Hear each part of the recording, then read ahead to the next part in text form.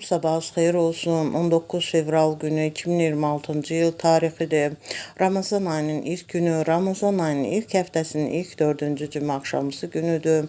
Hər birimizi Ramazan ayının başlaması münasibəti ilə təbrik edirəm. Ramazan ayımız mübarək olsun. Kimlər niyyət edib oruç tutublar, can sağlığı, niyyətlərinin, oruclarının qəbula keçməsini arzulayıram.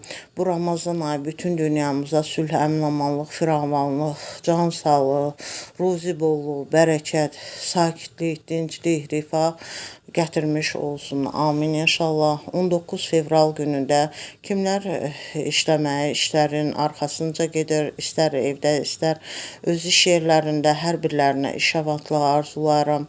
19 fevral günündə kimlər təhsili ilə məşğul olur, məktəblərə, orta ixtisas, ali məktəb tələbələrinə zehni açıqlığı, iş avatlığı arzulayıram. Məqsədlərinə, hədəflərinə çatmalarını arzulayıram və məqsədlərinə, hədəflərinə çataraq bütün Azərbaycan Respublikası üçün, eləcə də bütün dünya üçün faydalı, əhəmiyyətli olan kadrlar kimi yetişmələrini arzulayıram. 19 fevral günündə kimlərin rəhmətə gedənlər var. Allahdan rəhmət, səbir diləyirəm hər birinə. 19 fevral günündə kimlərin xəstələri var. Allahdan şəfa diləyirəm. Bütün qazilərimizə də can sağlığı, şəfa diləyirəm.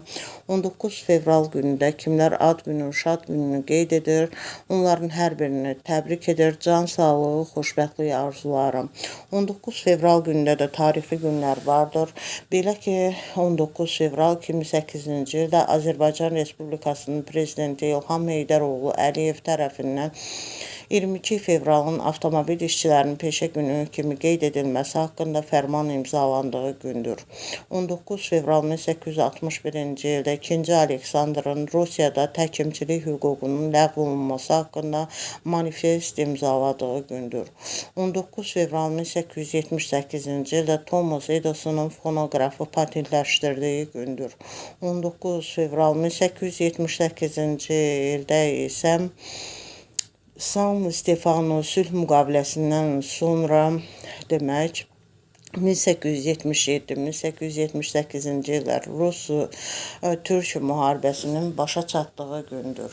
19 fevral 1913-cü ildə Pedro Lasukyanın Meksikanın 45 dəqiqəli prezidenti seçildiyi gündür. Bu da tarixdə ən qısa prezidentlik dövrüdür. Bununla yanaşı 19 fevral 1915-ci ildə 1-ci Dünya müharibəsi Admiral Joe D. Robeck'in başçılığı ilə Dardanel boğazında hərbi əməliyyatlar başladığı gündür. 19 fevral 1954-cü ildə Nikita Xruşovun təşəbbüsü ilə Krımın Rusiya tərkibindən çıxarılaraq Ukraynaya verildiyi gündür. 19 fevral 1959-cu ildə isə demək Krımla əlaqədar olaraq Türkiyə və Yunanistan arasında müqavilənin imzalandığı gündür. Dinlədiyiniz üçün təşəkkür edirəm.